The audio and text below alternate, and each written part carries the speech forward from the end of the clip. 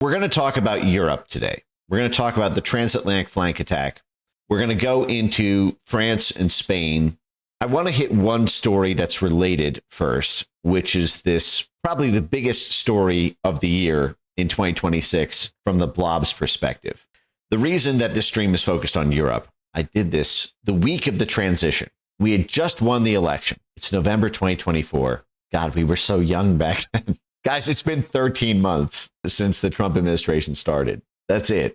Shadow diplomacy. And I've referenced this a million times. You can see how many times my mug is here. I think the first time I posted this, I think it was the week after we won. And everyone was like, well, what are they going to do now? And I went, shadow diplomacy, homie. Mark my words, you are going to see an exodus from Tony Blinken's State Department, and they are going to go straight into civil society jobs at Brookings, at the Atlantic Council, at CSIS, at the Council on Foreign Relations, at the Penn Biden Center, at Stanford University, and the Harvard Belfer Center, and you name it. They are all going to get their little purchase there, and they're going to take that residual influence, and they're going to be making back channel deals with NATO, with the European Union, with the governments in Brazil, in Australia, and they are going to try to do that Brazil strategy that they were able to successfully do under Brazil, and to make it so that the only platforms that are allowed to have global dominance on social media are the ones who do not allow their political enemies to have a voice. And there will be a constant fight between the Trump administration's diplomatic efforts through the government and the Blob's censorship diplomatic efforts in the shadow government. Okay, that is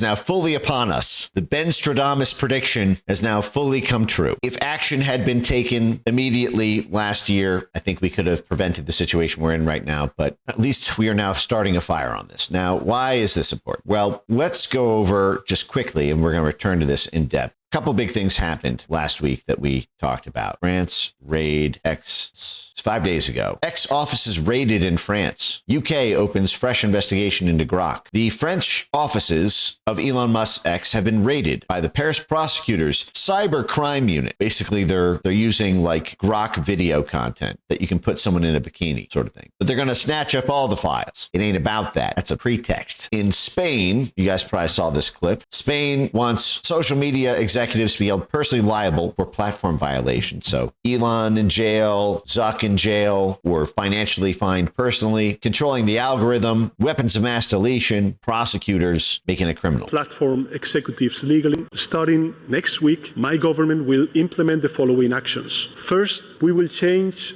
the law in Spain to hold platform executives legally accountable for many infringements taking place on their sites. This means that CEOs of these techno platforms will face criminal liability for failing to remove illegal or hateful content. And for that... Now, I never use this word, but because the Europeans are fucking forcing me to do it, I feel an American duty to say it. That means if you call someone a faggot and Elon leaves it down, you call someone a retard and Elon doesn't take it down, Elon gets hit with criminal penalties in Spain, sparking a constitutional crisis, a crisis of treaties about whether or not we even respect each other's laws. Do we cooperate together in Interpol? What happens to the entire relationship at that point? We governments need to stop turning a blind eye to the toxic content shared under their watch. Second, we will turn algorithmic... Listen to that. Do you think Spain... How do you say toxic in Spanish? Toxic in Spanish. Toxico. You think that's like a native word in Spain? Toxic content. That's toxic. These concepts have all been mind virused into them through coordination meetings at the Atlantic Council, the Carnegie Endowment, the Wilson Center, the National Democratic Institute, NED, U.S. Embassy disinformation conferences that are hosted in Spain. We're going to get to the whole history of all this in this stream, but I'm just kind of sketching out a universe. Let me, I'll keep playing a little bit of this. Manipulation and amplification of illegal content into a new criminal offense. This information doesn't appear by itself. It is created, promoted, and spread by certain actors. We will go after them as well as after the platforms whose algorithms amplify the disinformation for profit. No more hiding behind code. No more pretending that technology is neutral. So I really just want to jump right in, but we have to stay at the conceptual layer for a second before we go into this. understand, and I posted this as well this week. I think I posted it today. A couple things. One, that government doing this right now is losing power. They just sustained their second major loss in 2 months in snap regional elections. The country is turning far right. So when they say they're going after hateful speech and disinformation, they're talking about the Vox party, the right-wing party. They're talking about the right-wing populists in Spain. There's a socialist government in power. They're left-wing socialists. And they are rushing to flood the country with 500,000 new immigrants and criminalize any speech that criticizes immigrants to try to get them all in so that they can outvote the population who wants right-wing populist parties in. 500,000 immigrants. Of course, nothing to see here. Spain's mass regularization of 500,000 illegal immigrants is not extreme, unprecedented, or opportunistic. Just fucking self-report, why don't you? Just everyone knows you inserted this word. Editor, we know what you did here. We know you wanted to cross out that word, but then the last bit, the editor stuck that in. So the same thing is happening in France.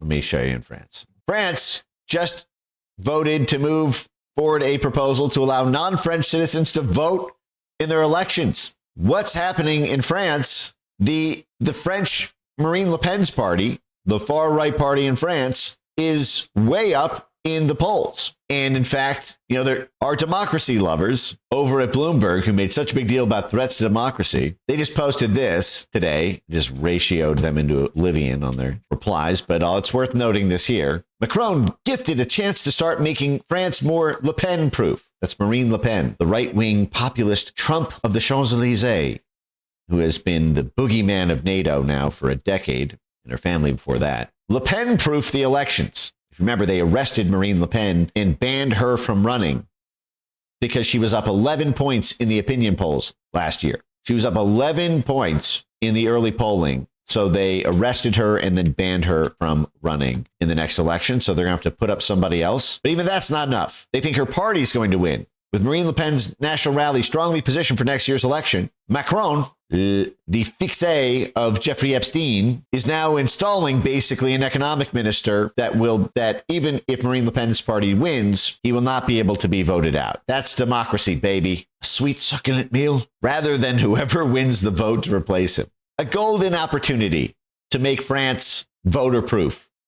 Now, because at the time of our conversation here tonight, the national rally, the Trump-aligned right-wing populist party in France, is winning in the polls, France is now rushing, as we covered here, to quickly allow non-citizens, allow them to vote in the elections so that they can find a way to stop Marine Le Pen's party from winning. You have this combination of mass immigration and mass censorship, same way they did it in the United States here, same way they're doing it in France, same way they're doing it in Germany, same way they're doing it in Spain. And in both of these cases, there are significant geopolitical implications.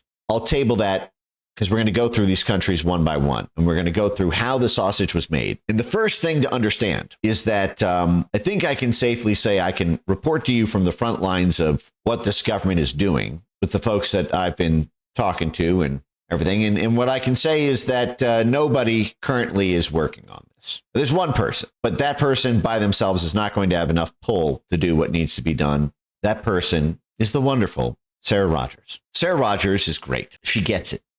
Do you get it? She gets it. Now, Sarah Rogers is the public diplomacy and public affairs branch of, yes, one water baby, one person. And she's an undersecretary. Okay. So think about all the agencies that need to be deployed to take this on. Let's pull up the list for reference. Here's what the Biden administration. Okay. Let's pull up a list of all the different government agencies that the Biden White House coordinated to create the global censorship industrial complex. Okay. This was a full-scale interagency. I feel tempted to break open my Photoshop to diagram this out, but that might take too much time. So let me see if I can do it without it. Okay. The Biden White House created an interagency task force, and it was called the Information Integrity Research and Development Interagency Working Group. Now, information integrity, as we've covered many times, became the preferred phrase after the catastrophe of the Disinformation Governance Board. Nobody knows what the fuck information integrity means. Who doesn't like information with high integrity? How bad could it be? It's the worst. This term means that information can be chunked into two categories: high integrity, meaning whitelisted, and low integrity, meaning blacklisted, meaning censored.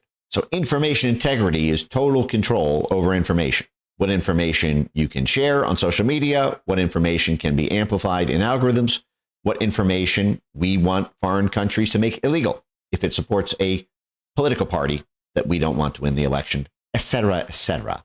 So this task force, set up in 2021, right away in the Biden administration, made it so that every one of the below U.S. government federal agencies and departments had the same policy goal they were driving towards: censoring vaccine information, censoring election information, censoring climate information, censoring gender information, censoring foreign policy opinions about Ukraine, etc.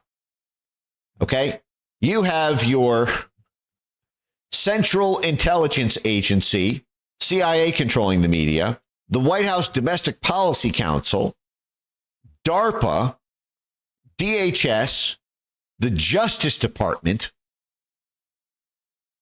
the State Department, the FBI, NIST, hello 9/11, pancake theory, NIH, the National Science Foundation, the National Security Council, the NSA, the goddamn Office of Naval Research, the White House OSTP, Office of Science and Technology Policy, the ODNI, the friggin' Surgeon General's office, USAID, all the way down to the damn Census Bureau for censoring immigration information. The Gender Policy Council, the Food and Drug Administration, they were all coordinated, top down by the White House. I defy anyone to get a White House visitor's pass and see for yourself if such a interagency task force exists on the freedom side of this equation. Best of luck and good day to you, sir. You will find it does not. And then it tied together a bunch of civil society partners to help create this whole of society on the outside, including our favorites like Stanford, UW, Rutgers, the home of Antifa.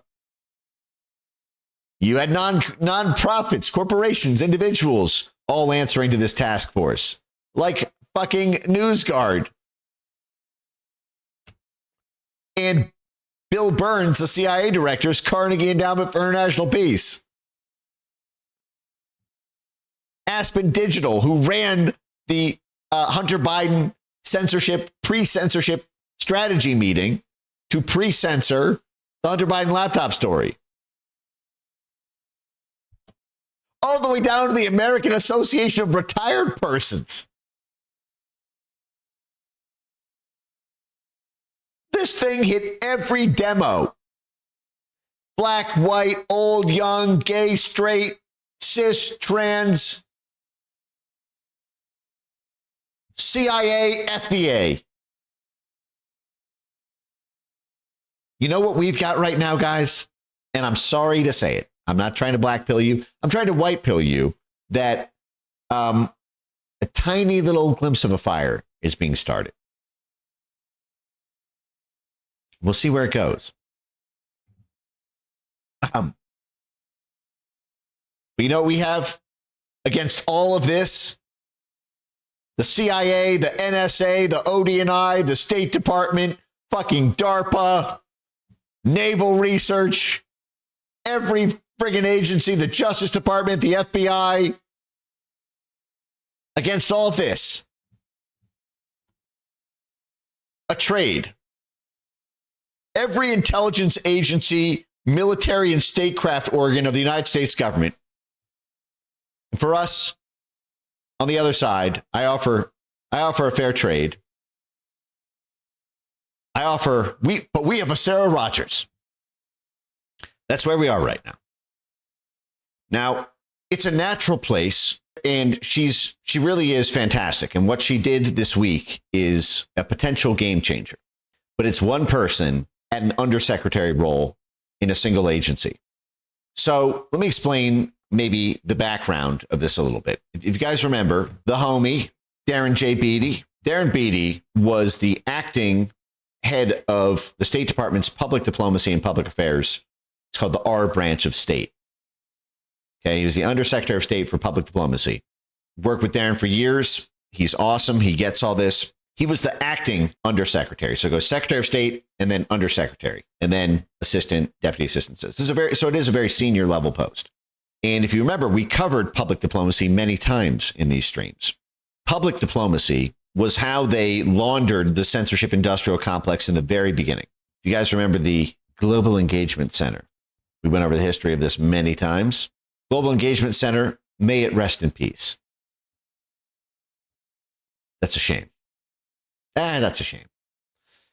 The Global Engagement Center was set up by the State Department's Public Diplomacy and Public Affairs branch at the State Department to create a U.S. government touchpoint formally between our State Department and intelligence services and social media companies so that the U.S. government could tell social media companies terrorist recruiting videos to take down during the ISIS propaganda era, if that even existed, if that whole thing wasn't just a Bell Pottinger operation. You guys remember ISIS videos, Bell Pottinger. The U.S. government spent over $500 million on fake al-Qaeda propaganda videos.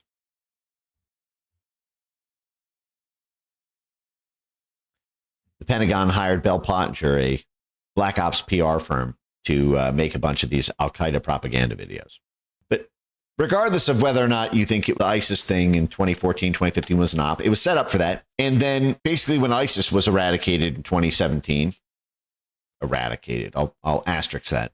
When the ISIS threat was no longer the priority of the Pentagon or no longer a predicate we were using for boots on the ground, the Global Engagement Center moved into Russian disinformation and began arguing that Trump supporters were Russian bots and trolls and ordering. You had a weird situation where the Trump State Department was mass flagging Trump voters here in the United States, even though the State Department is supposed to face abroad, supposed to be politically neutral. And this was not even supposed to be a political thing in the first place, supposed to be about terrorism.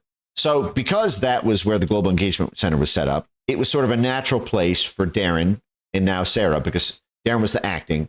Sarah was the Senate confirmed candidate who took Darren's place in this role. The problem is, as much as we've talked about public diplomacy as the home of black ops and the censorship industrial complex, it is still just one division at state. Okay, so we went over, how many people in the chat remember our, just so I know how extensively to go over this, how many people remember our public diplomacy streams? I can do a quick and dirty recap. Strengthen the relationships between the people of the United States and citizens of other countries. Ah, that sounds so nice. Well, as we talked about, diplomacy in a traditional sense is often perceived as suits talking to suits. I, the ambassador of the United States to India, talk to the Indian ambassador to the United States. We both wear a suit and tie, and we shake hands and make a deal, a trade deal, a security deal, a hostage negotiation. Public diplomacy is a lot more flexible, shall we say. Public diplomacy is not suits talking to suits. It's our people talking to your people. So, for example, when I talk about how the State Department runs the rap game, I'm talking about State Department public diplomacy programs. So, for example, rap, hip hop, State Department public diplomacy. Okay. So, for example, this guy, Mark Katz, runs a bunch of these U.S. government-funded hip-hop diplomacy programs. We argue hip-hop is a uniquely American art form. It's popular in the Arab world. It's popular in the Caribbean. It's popular in the African world. It's popular among the Roma in Hungary and the Czech Republic. It's popular amongst the Algerian population in France. It's popular in its Afro-Caribbean form in Latin America. And so if we fund rap groups, it's like public diplomacy. It's like our artists talking to their artists. If we build a giant network hub in a foreign country that we say advances American values and American ideals, our network hub can liaise and network with network hubs in a foreign country and we can build a giant influence grid. See what I'm saying? So color revolution work relies heavily on public diplomacy. It's not one suit talking to one suit. It's hundreds or thousands of people clustered around a common interest, trade in arts, in labor, in culture, to create a influence hub within that country that we can then leverage. So, because we were trying to create these influence hubs around human rights inclusive platform governance and technological innovation and development, we built these censorship networks through public diplomacy. But a funny thing happened last week, which was that Sarah Rogers kicked off a firestorm. I'll just start with a couple of these. The U.S. State Department is reportedly planning to fund MAGA-aligned groups in Europe to promote U.S. political views and counter perceived free speech threats. Situation take place. Despite its publicly stated will to withdraw from European affairs, it turns out Washington plans to fund ideologically aligned think tanks and charities across Europe. Stop. Pause. The State Department intends to fund ideologically aligned think tanks and charities in Europe. Wow! This is the first time we've ever done that. We fund tens of thousands of charities and think tanks in Europe. They were always ideologically aligned with the State Department. You dummy, that's why we funded them. You never had a problem with that because in the Transatlantic Alliance, we were one conjoined blob. Your oligarchs were in bed with our oligarchs. The London and Wall Street money all moved together. No. What you have a problem with is that the State Department, for the first time in Trump's 6 years in office now, because we never did this during Trump 1. We never funded things the MAGA movement supported. We just kept the train rolling that we inherited from Obama and kept funding the organizations that were stabbing us in the back. We were like, hey, Obama funded NGOs. We see your gun has run out of bullets. I know you just shot me in the back 3 times. I'm paralyzed. I can't speak out of the left side of my mouth because the last bullet took a chunk out of my jaw. But I see you've run out of money to buy more bullets with. Here's the taxpayer money of the people who voted for me. Here, take this big chunk of $100 million. Why don't you go to the gun store and buy another 4 years worth of rounds? That was the U.S. State Department under Trump 1 and USAID under Trump 1. So what Sarah is doing is she is doing the same thing our government has always done.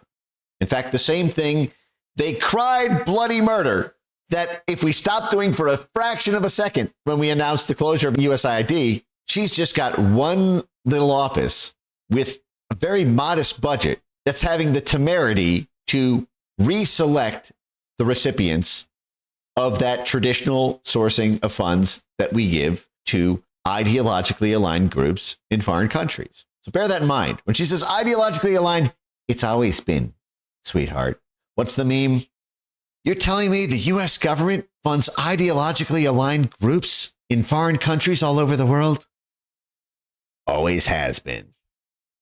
That's according to the Financial Times. Senior State Department official Sarah Rogers traveled to Europe in December to meet influential right-wing think tanks and has spoken to key figures in Nigel Farage's Populist Reform UK party about deploying a pot of money to spread American values, according to 3 people with knowledge of the matter. Except for Farage, famous for his involvement in the pro-Brexit campaign, Rogers also met with representatives of the German far-right party Alternative for Deutschland. At the same time, other US representatives reportedly met with the French far-right leaders Marine Le Pen and Jordan Bardella. One thing all these parties have in common is their stark anti-EU rhetoric. Sarah B. Rogers is responsible for public diplomacy in the US State Department. It's important to know. Will you forgive me? I want to see if this works. It's going to be better like this. This is what I hear in my own head, so I want you to hear it with me. Note that the European censorship bureaucracy often postures as populist, fighting against big tech. Now she is coming to Poland. Look forward to my first official visit to Poland, landing in a few days. Rogers is a vocal critic of the EU's Digital Services Act, which has imposed regulations on American platforms like Meta or X. However, many believe free speech is not actually the issue. They basically want to have a privileged position in terms of the tech companies doing whatever they want and not being subject to European taxation. They already take advantage of the fact that they can only be taxed in one country where the taxes are lowest, for example, in Ireland. While previous American administrations also supported certain think tanks and charities in Europe, Washington's involvement in European politics has grown since the announcement of America First policies. Just this week, President Donald Trump loudly endorsed the EU's black sheep, Hungarian Prime Minister Viktor Orbán, who is facing difficult elections in April. Similarly, Trump had endorsed current Polish President Karol Nawrocki, and the Secretary of Homeland Security Kristi Noem had even visited Poland to repeat the endorsement 3 days ahead of last year's presidential vote. We never do that. Trump's ideological ally and tech billionaire Elon Musk has been vocal about his support for Germany's AfD and Britain's reform parties. Wow. This is in line with the new US national security strategy. We will oppose elite-driven anti-democratic restrictions on core liberties in Europe, the Anglosphere, and the rest of the democratic world, especially among our allies. Wow. This is the first time. You can't imagine how funny it is to be me and watch the apoplectic reaction to this. The State Department is not a charity. Never was, never has been, never will be. USAID is not a charity. Never was, never has been, never will be.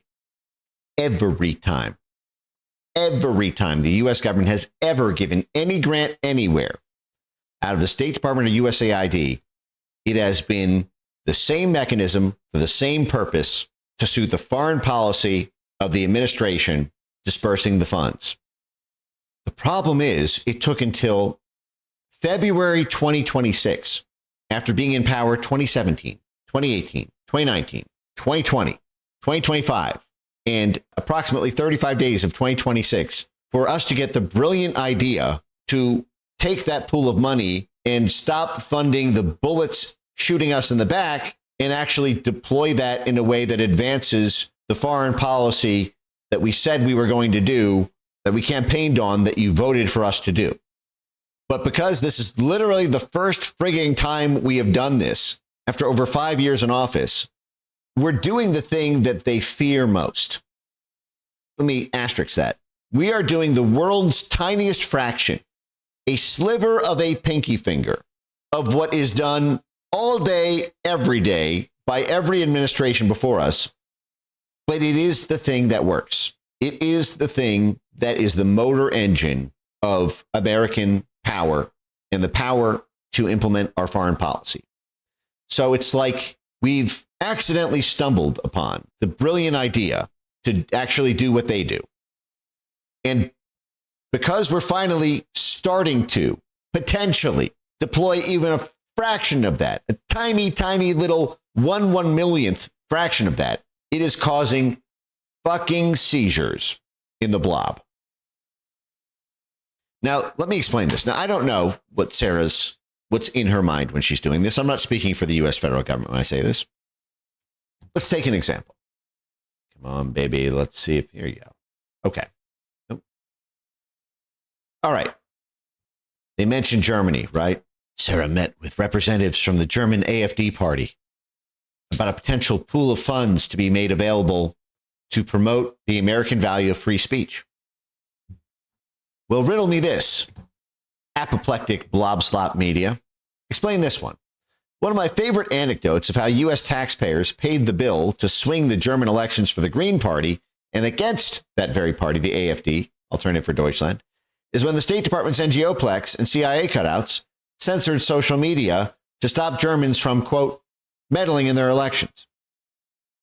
Meddling in their own elections. The State Department funded groups in Germany to stop Germans from meddling in their own elections. I attached a YouTube video. Here's a screenshot. Let me break this out. Okay. Now, the State Department, USAID, and the National Endowment for Democracy funded this nonprofit charity called the Alliance of Democracies. And you can see from this YouTube video, it says foreign and domestic meddling in the German election in 2021. Now, the Alliance of Democracies adopted information integrity as one of its democratic processes, giving it jurisdiction to censor the internet. What they went after are the same things they went after in the United States. So this is, in a sense, a pure export of the American values articulated by the Biden administration. It's an American value to censor anyone who questions COVID-19 or vaccines or mail-in voting. So we were simply funding groups in Europe aligned with our values who also want to censor anyone who questions COVID-19, vaccinations, or mail-in voting. But what were they really doing? What was the purpose? They were going after right-wing networks, the AfD party. That's who they were censoring. Who were they protecting to try to make sure won the election and couldn't be criticized online? Why? It was the head of the Green Party, Annalena Baerbock, and the Greens, protecting them from domestic mis and disinformation. So this was a big-ass pot of money from the State Department, nominally to stop disinformation, that had the intended upshot of making Annalena Baerbock win the election and the AfD party lose. Hey, where was the hit piece media? Where was the big... A global network of MAGA allies is taking shape. Where was a global network of Blob allies is taking shape? Oh my God, the Biden administration is funding ideologically aligned fake charities. They're saying they're doing in the name of defending against disinformation, but it's really rigged to help their political allies win against their political enemies in the country. Now, what Sarah has flirted with, this isn't even a fait accompli, is the mere hint of doing the exact same thing, but for free speech institutions. In any party within Europe, and it's not even funding the political parties. It's funding charities and think tanks that may have some predilection or preference, but they are nonprofits. They will not formally endorse a candidate, but because that party happens to be the one that is aligned with that value, there is a kind of blurred line. And they know it. And they know it because they do it professionally. All of them. They go right through the dog whistle, the way our side should have been doing 10 fucking years ago. When they hear a pool of money to promote free speech in Europe and think tanks and charities that promote that value, they think it's a proxy. They say free speech, but it's a proxy for the right-wing political parties. Well, what I have implored you to do since probably the moment you first heard my name was to do the same thing with the bullshit that they've been doing. When they say they're funding countering disinformation efforts in Spain, they're not doing it because they just love the noble goal of countering disinformation. They want the left-wing Socialist Party to win. And the only way they can win is if they censor the right-wing Populist Party there. So they're funding a countering disinformation program to fund the censorship of the adversaries to help the allies of that government win. And lo and fucking behold, as I pointed out just a couple hours ago, did you know that the Biden State Department and Spain signed a joint agreement to combat disinformation together? Spain just announced a giant crackdown on X and massive new censorship push. Will the Trump State Department publish the contents of this secret memorandum of understanding that Blinken struck with Spain? They formally had a government alliance to take on disinformation together. We should formally strike an MOU with Poland on free speech. We should formally strike an MOU with Hungary. We should formally strike an MOU with Italy. And downstream of that, you have guaranteed funding to think tanks, university centers, civil society groups, charities, who all promote that at the media and civil society layer. Now, the contents of this MOU, this memorandum of understanding, are currently secret. They've not been disclosed. Spain State Department 2024 MOU. Sources told the media they've signed a bilateral agreement to combat disinformation. The contents of the memorandum, explained by sources, has 5 fundamental points. They point out that internal interference is a threat to national security. To have the temerity to interfere in your own election, to talk about your own election, to talk about the election in your own country is to interfere in it. Look how fucking psycho that is. Of course, they don't mean that. They mean if you talk about it by supporting a candidate they don't want to win, you are interfering with their plan to fucking steal it from you. A work plan on disinformation is established in Spanish. A work plan. The fucking State Department got the goddamn foreign government to establish an internal work plan to censor the people that our government didn't want to win the next election. And there's references to funding the civil society organizations. So we're going to get deep into the Spain case in a second. But I want you to let's take a moment to relish in the hysteria that Sarah's initiative proposal has kicked off. Okay, let's start here. From Pepel Klasa, the U.S. government to fund MAGA-aligned think tanks and charities in Europe. I would prohibit that like now. Yes. Ban U.S. aid. This is U.S. foreign assistance funding to charities and think tanks to promote humanitarian ideals. All that talk about we need to save U.S. aid. Well, you know, U.S. aid is now distributed through the State Department. This is just U.S. aid. Remember that? People are going to die if you cut off U.S. aid. Okay, we're taking U.S. aid money to support the same humanitarian ideals that you were paying them to promote climate justice, except we're doing it to promote free speech. No. Wait, I didn't mean it. Okay. Okay, you're right. Sometimes we shouldn't give U.S. aid. Wait. Okay, fine. Don't use U.S. aid. My bad. You're right. People weren't dying. It was actually, sorry, I made that up. How exactly is this not illegal? We closed down these networks when funded by China or Russia. Oh. So you're telling me that the $44 billion that we spent through USAID and the $35 billion that we spent in the foreign assistance budget of the State Department under the Biden administration, that should have all been shut down.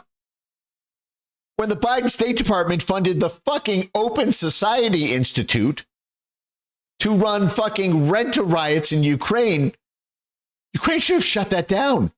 When USAID spent $5 billion, with a B, $billion, funding the right sector mobs to take to the streets to topple the democratically elected government of Ukraine. Holy shit, Bruno. Based take. That should have been treated as a hostile foreign influence threat from the United States.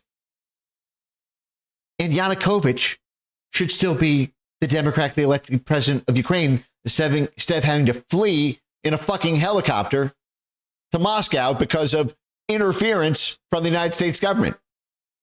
The U.S. government will interfere in European elections for the first time by funding organizations promoting MAGA in Europe. Their goal is to destroy the European Union. You know, the Obama administration and the Biden administration and the Bush administration were funding pro-EU groups to bring together and expand and enlarge the EU. We ran an entire operation in Moldova to get them to join the EU. Sanction the U.S. government for doing the same thing that we did last year, but because the NGO, they're different charities this time. So the difference between if you don't fund this charity, if you don't fund charity, 9 billion people will die by 2030. But if you fund this charity, a free speech charity, actually we need to ban the United States from the international finance system. Good luck on that one, by the way. But it gets better. The U.S. State Department and intelligence agencies are now boosting. Hey, whoa. Hold up, Mariska. Who said anything about intelligence agencies? It's just the State Department. It's just the State Department public diplomacy. What? Mariska, you're not buying into the right-wing conspiracy theory that the State Department controls the intelligence agencies.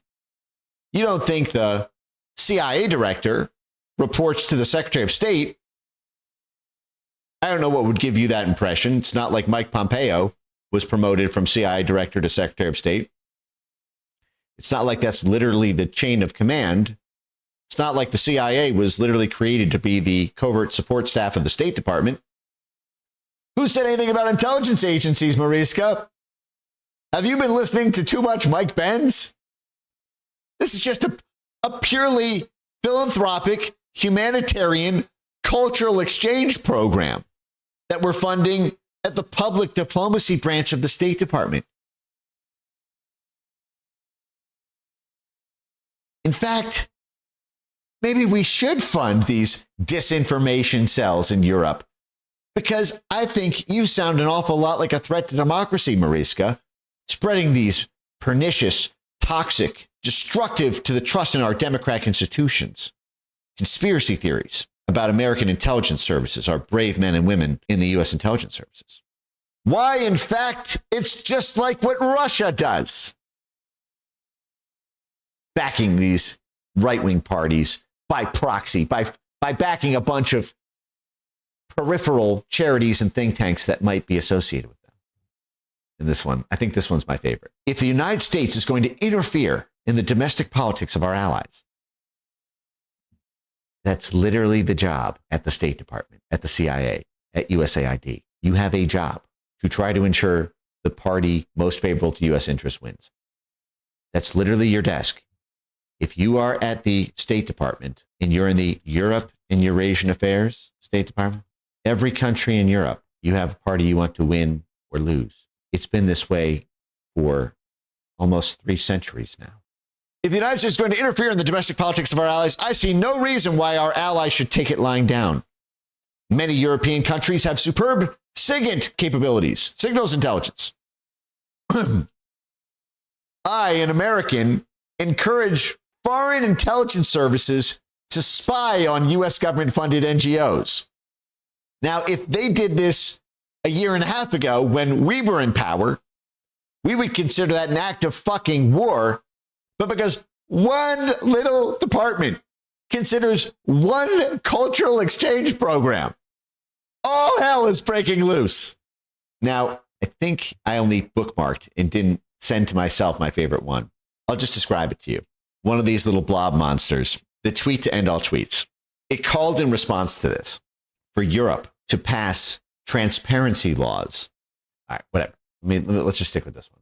This is foreign state funding. Literally, guys, everything I've done has been about foreign state funding of the censorship industrial complex. This is one hypothetical future tiny little program to do free speech funding. In allied democracies, what do you think we funded the Atlantic Council? Remember this? This was an allied democracy in France.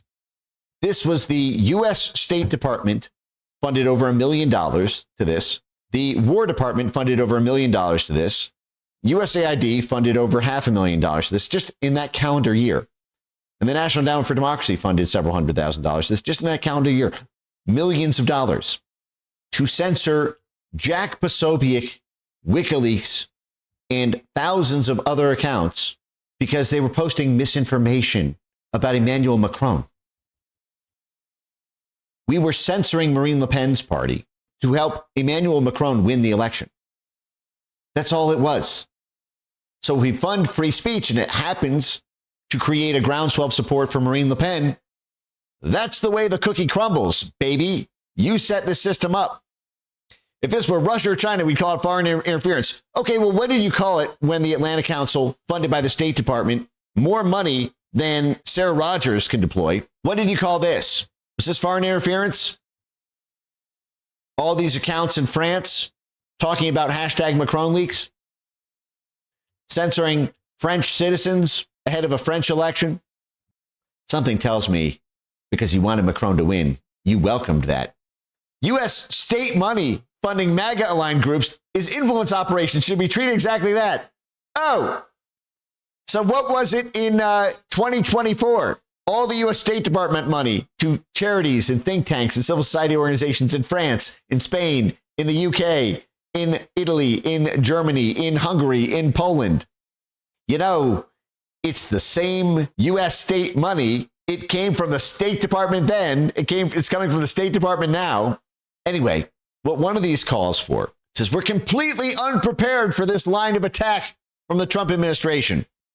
We demand Foreign Agent Registration Act regulations in Europe so that Europeans can see if the Americans are secretly funding charities and nonprofits and think tanks and civil society groups in our country. We demand transparency laws, a foreign agents law, so that we can know in Europe if money is secretly coming from the U.S. State Department. Can anyone tell me why this is the funniest fucking thing I've ever heard? Who can guess in the chat? Let's look no farther than the National Endowment for Democracy, the Open Society Foundations, Just Security, that's the CIA DOJ arm in the NGO space. The troubling march of foreign agents laws. This is from the Open Society Foundation in June of 2024 during the Biden administration. Now let me set the stage here for a second. We have a law in this country called FARA, the Foreign Agents Registration Act, which is that if a foreign government sponsors a group in the United States to shape U.S. law or influence a U.S. election, that group is required by law to disclose its sources of foreign funding, state funding. That way, we can know, for example, if the government of France is secretly funding influence operations to make sure Biden wins, or the government of Russia is secretly funding influence operations to make sure Trump wins. We've had this law for a very long time. It's completely uncontroversial. Now, outside the U.S., who do you think is the biggest government sponsor in other countries of influence operations through networks of NGOs, civil society organizations, lobbying groups, private sector lobbying arms to influence government policy or elections? Why? Holding the mirror up, and you shall see the reflection of thyself. It is the United States.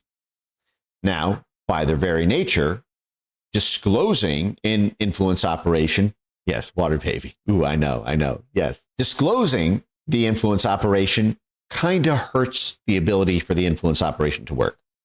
So what we want is for us to have a Foreign Agent Registration Act forcing the disclosure of foreign influence operations here, but for every other country on earth to not have a Foreign Agent Registration Act law so that we can secretly influence them. They secretly influence us. That's a threat to national security. That undermines our national sovereignty. It's a threat to democracy. But if another country has that law, well, that's an attack on nonprofits and civil society institutions. It's a symbol of an authoritarian government trying to crack down on independent voices. It's an authoritarian counterintelligence Stasi state demanding every NGO's papers. Who's funding you? In fact, if you try to push that kind of law, why, you might find spontaneous, mostly peaceful protests and people who are just demonstrating peacefully with Molotov cocktails and tractor trucks parked on your railroads and little chazes created out of chunks of Kiev. Let's see if I can find some good footage. Well, we'll start here. Open Society Foundation, June 2024, Biden's in office. So we don't like other countries having foreign agent laws. Now, essential background here. Our relations with Russia fundamentally got jacked up in the mid-2010s. Particularly, I believe it was like the 2010-2011 Russian election. Hillary Clinton, when she was Secretary of State, got hyper-aggressive about trying to run Putin and Medvedev out of office. They did the Pussy riots. They were backing Navalny. They were backing street riots. And finally, Russia had enough. And in 2012, they passed something that they called their Foreign Agents Law. They adopted a law. They said, holy shit, Moscow's under attack from the inside. I see the protest leaders meeting with the State Department. I see them walking in and out of the U.S. Embassy in Moscow. How are these groups getting all this money to organize all these riots? I think the U.S. government's like funding them or something. Shouldn't we have like a law or something to know whether or not this is a hostile foreign influence operation? This like BLM style mass riots in our capital city? Hey, America has a law like that. So it can't be illegal under international law. We're just copying the best practice of the United States. And so they did that. And it was really, really effective. A bunch of groups got arrested for failing to register under the Foreign Agents Law. And it greatly handicapped the ability for the State Department, USAID, and the National Endowment for Democracy to influence the internal affairs of Russia. It was a big fat L for the Hillary Clinton State Department, the Joe Biden vice presidency, and the Barack Obama presidency. So, seeing how effective it was, other countries tried to do something similar. I'll just read this. In May 2024, hundreds of thousands of people in Georgia massed on the streets of the country's capital, braving water cannon, tear gas, arrest, and assault in some of the country's largest protests in history. Wow. Some of the largest protests in Georgian history.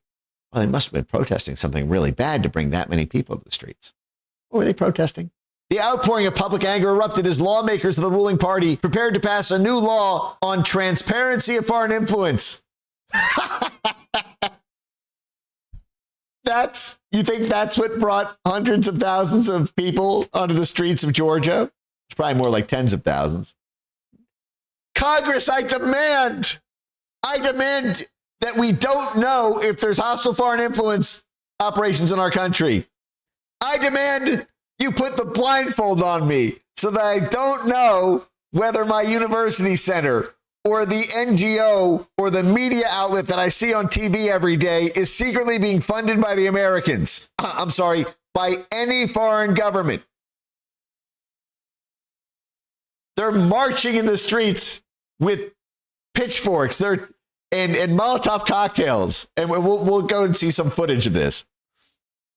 To demand blindfolds be put on them. No, I should not be allowed to know if the main TV station and radio channels and newspapers and bloggers and YouTube influencers and legal advocates and judges and labor unions in my country are secretly being funded by America. A foreign government. No. We literally deployed our the people who took to the streets are our influence nodes. They are on payroll of USAID. They are on payroll of the State Department. They're on payroll of the National Endowment for Democracy. And we sicked them out there to stop a law that would make the Georgian public aware that they are sponsoring them. The legislation requires NGOs and media outlets, which receive more than 20% of their funding from foreign sources, to publicly register as organizations serving the interests of foreign power. Yeah. No doy. Is this not the most sensible law you've ever heard of in your life? I think our threshold is lower than that. Failure to comply can result in heavy fines. Civil society groups have condemned the proposal as a tool to crush critical voices, while the U.S. and EU officials are discussing sanctions on the party in Georgia who even proposed the law. So keep this in mind. The Blob, in response to Sarah Rogers possibly deploying a couple $100,000 in a pool for NGOs to promote free speech in Europe. They're calling for a foreign agents law in Europe now so that Europe can finally see if the American government is secretly funding NGOs in their country, as they've been doing, as the U.S. government's been doing for 100 years. When Europe tried to do that last fucking year, 2024, 15 months ago when they tried to do that, the US and EU proposed sanctions on any European country who tried to have transparency when the Biden administration was in control of State Department funds, because they wanted to keep Biden's State Department funds secret. But the moment the State Department announces, or it leaks to the press, that the Trump State Department is possibly, maybe hypothetically in the future, considering deploying some cash, now suddenly we need a foreign agents registration law. And it was the same thing everywhere. Always riots to stop it. Kyrgyzstan, I think there was a Serbia one as well. Hungary, when Hungary tried to pass a Hungary foreign agents law. Now, what's so funny is you look at like a tweet like this, right? It's saying, if this were the Russians, we call it foreign interference. The thing you're calling for, a Foreign Agents Registration Act, you called that a Russian law because you said it copied what Russia did. Now you're saying the Americans are doing what the Russians are, so we need a Russian law to stop American influence. They just called that very law a Russian law. Like, can anyone understand? Like, are you guys getting just the scale of the Jenga tower of irony of all this? Put sanctions on any country, and they did with Germany. Remember, the Trump administration closed during the first term the U.S. aid mission to Hungary because under the Obama administration, they were trying to regime change Viktor Orban, and Orban was considered a Trump ally. So the only reason to have a U.S. aid mission is to overthrow a foreign government effectively. I mean, it's to influence as well. As USAID administrator, I have the chance to travel all around the world to engage with people who are working every day to strengthen democratic institutions, to build independent media, and to promote and protect human rights. Again, bullshit translator. Democratic institutions means pawn assets of the blob. Our institutions. If it's the Kiev Independent funded by USAID, it's considered an independent media institution and a democratic institution promoting democratic ideals. If you try to start a newspaper in Ukraine and you have any criticism of U.S. foreign policy there, you are no longer an institution. You are no longer, you're only independent if you are dependent on the U.S. government for your funding. I'm here in Hungary, one of the countries in Central Europe. Angel of Death speaking. Yes. Hello. Yes. I'm calling about your trademark application. Is this the Angel of Death? Yes, Angel of Death speaking. I've arrived in Hungary today to overthrow your government. Where USAID has recently relaunched programming to tackle just these challenges. I'm going to spend the next couple days engaging with Hungarians about their vision for a brighter future. As USAID... So she was working with Momentum political apparatus, George Soros's political apparatus, the opposition groups trying to unseat Viktor Orban. So what do you think Viktor Orban did?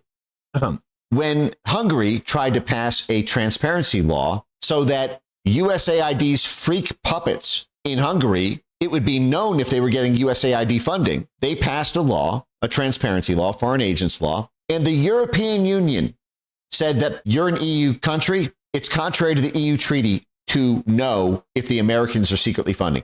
You think about this. The Russians had no beef with this law, just like the Russians had no beef with this law in Georgia.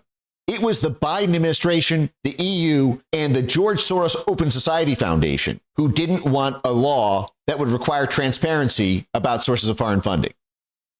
I think that kind of tells you something about who squeals like a bitch when you float this law. Kind of tells you who's doing the crime under the law.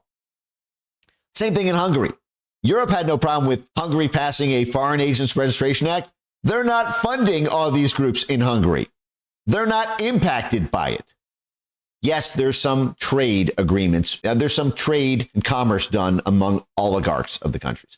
But it's not like there is a sovereign wealth fund, like a Russian Ministry of International Development, that's secretly funding 12,000 NGOs and political groups in Hungary. Guess what? The US is doing that. The EU is doing that. So they literally made it illegal to do the thing that they are demanding is suddenly implemented because of Sarah Rogers' program here at State. If you receive over 23,000 euros per year from outside Hungary, you have to register as an organization receiving support from abroad. But that gives up the game. Then you no longer look at, the Budapest Independent as being independent if they have to wear a big fat label saying we're funded by a foreign government. EU top court rules that Hungary's anti-NGO law unduly restricts fundamental rights. I have the fundamental right to be funded by a foreign power as I politically advocate for a regime change. Again, all Sarah Rogers is doing here is a free speech fund for any institution that advocates principles of free speech online. And they're all calling, okay, we need a transparency law now.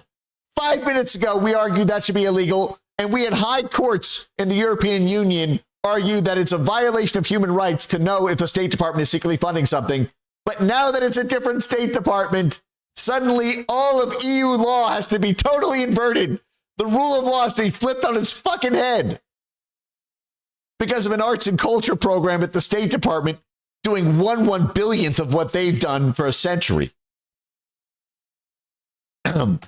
They went on and said in Hungary, they adopted this legislation. They have to identify themselves as foreign funded in their publications. The law is nominally meant to increase transparency among civic groups, but Amnesty International, among those targeted because it's funded by the U.S. government, has described it as a vicious and calculated assault on civil society meant to silence critical voices in Hungary. Doesn't that kind of tell you something? What's the vicious? You just got to tell us if you're funded by a foreign power. Why would that silence you? You're still allowed to operate. You're not silenced in the slightest. The thing that's silenced is your secrecy cloak. And what do you mean critical voices in Hungary? Are you telling me that a hostile foreign power is secretly funding voices to be critical of our government? That all the critiques that I hear of my government coming from this NGO class are actually being funded by a foreign government, a foreign influence and manipulation of the information environment? The Hungarian government said the rules show which groups get funding from the Open Society Foundation. And the State Department, USAID, National Down for Democracy. So anyway, I just find this all a hoot. Like, imagine, like every 4 years, depending on who's president in the United States, the EU, you're going to have, like, think about the judicial precedent in EU law. It's a fundamental attack on human rights to pass a law requiring transparency of NGOs of foreign funding. It's a fundamental assault on human rights if you don't have this requirement. Okay, the Democrats win. It's a fundamental assault on human rights to require disclosure of sources of foreign funding. Okay, a MAGA JD Vance wins. Okay, it's a fundamental attack on fundamental human rights if you don't have a transparency law. It reveals how fucking naked and principleless they are. They don't give a flying fuck about the principle of any of this shit. It is raw, naked power. And that's the only calculus, it's the only math equation they teach in political calculus. Does this help a blob political movement win or lose in this country so that they can remain our vassal state and we can rape their resources, get them as one of our voting bloc partners in the EU-wide body, sign over trade agreements that basically give their own people nothing, and they'll have nothing. And they better be happy because if they dissent, good thing we've got these information integrity regulations under the EU Digital Services Act, the Digital Censorship Act, so that we can silence their critical voices. And all of this, just imagine what we could do, guys, if it wasn't just the public diplomacy branch of the State Department. Tiny little thing. Imagine if the Democracy, Rights, and Labor, the biggest of the groups in the State Department, imagine if the Economic Affairs Bureau, imagine if the entire Europe and Eurasia desk were to repurpose foreign assistance, aligned like a magnet, intra-agency coordination, and you had this at scale. Then you would see what true power looks like, the true power that they have wielded for a century. In fact, it was them wielding that power that got the EU Digital Censorship Act created in the first place. The State Department, USAID, the National Down for Democracy, they astroturfed an entire political movement to develop, popularize, consensus build, and ultimately pass as legislation, the EU Digital Censorship Act. In theory, we could do the exact same thing to take it down. We could go member state by member state of the European Union and have the Democracy, Rights, and Labor branch fund 1,000 NGOs in Germany, in France, in the UK, in Spain, in Hungary, in Poland, in Italy, in the Czech Republic, in the Netherlands, in Switzerland, in Sweden, in Finland, in Estonia, in Latvia, in Lithuania, in Serbia, in Kosovo. 1,000 points of light in every country. That's what they did. And in fact, the press would argue if we didn't disperse this foreign assistance funds, it'd be a loss of American global leadership on the world stage. People would die Well, you told us to keep the foreign assistance money flowing. Careful what you wish for, bitches. But just think about this. What's so funny is, imagine if the Trump administration really went full bore on this. This is, by the way, completely bedrock. This is in no way unprecedented in terms of funding free speech movements in Europe. May I remind you, there was this little thing called, what do they call it? Oh, yeah, the fucking Cold War, where we literally funded tens of thousands of groups, both behind and outside the Iron Curtain, to promote ideals of free speech and free expression all across Europe. And when we fought that Cold War against the entire eastern half of Europe, we used every organ of the State Department to fund this, not just public diplomacy. We used every organ of USAID, every pass-through funding function of Freedom House, the National Endowment for Democracy, the U.S. Institute of Peace. Peace. We can do that. When USAID shut down, everyone remembers I had a somber, I was very happy. It was the thing that needed to be done because USAID could not go on as an institution. It was too rotted. But remember, I said the function of foreign assistance will continue.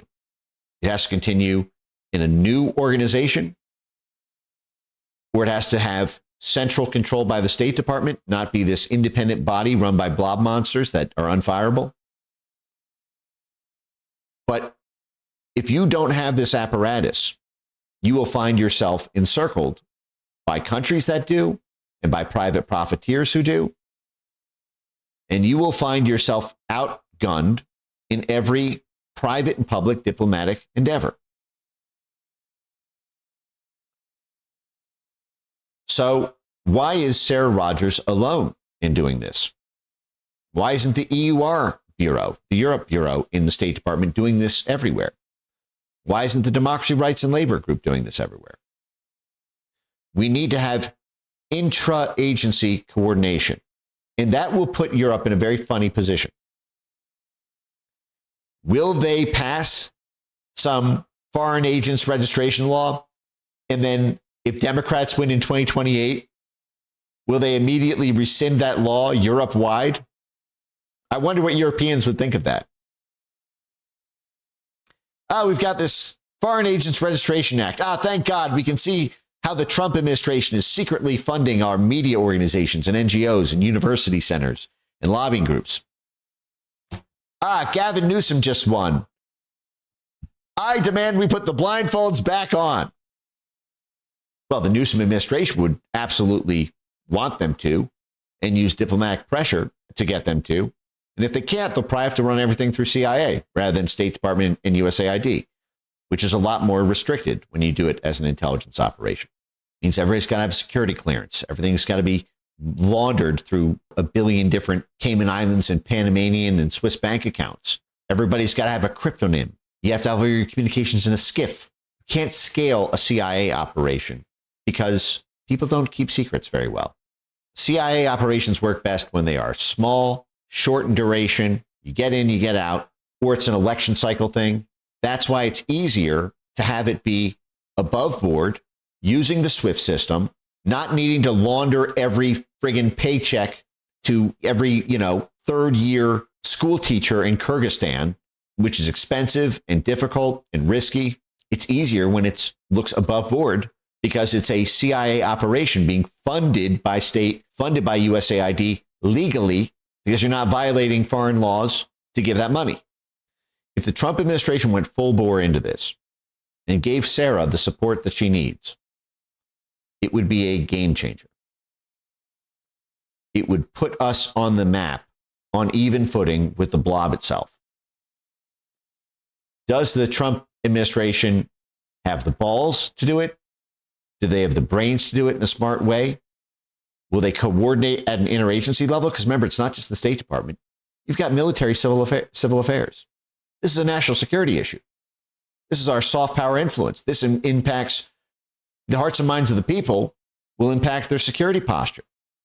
I would argue, they've argued under the Obama administration and under the Bush administration, they argued that our social media companies were instruments of national security. We could roll that out too, just like they did. NATO Stratcom. We had whole NATO divisions dedicated to censoring the internet. We could condition NATO funding on inverting those institutions to promote free speech. We could argue that the EU Digital Services Act is a threat to NATO cohesion. We could turn the whole thing around if there's the political will to do it and there's the infrastructure in place in the White House to administer it as a clean, efficient clock, a cohesive unit like what they set up through the Information Integrity Task Force. We could have a tech diplomacy, a human rights inclusive technology, innovation, and diplomacy task force dedicated to promoting American ideals of free speech. And that would be a very powerful, versatile network of institutions all over the world, especially in Europe right now, to advance U.S. interests and human rights at the same time. It's all there for the taking, if you've got the will to do it. And I would argue if you don't do it, you're going to get destroyed because they are going to mass censor the internet ahead of the next election with bankrupting fines, and you're completely fucked. You will lose the election if they censor it that way. So this is like life or death politically. I choose life. So let's now segue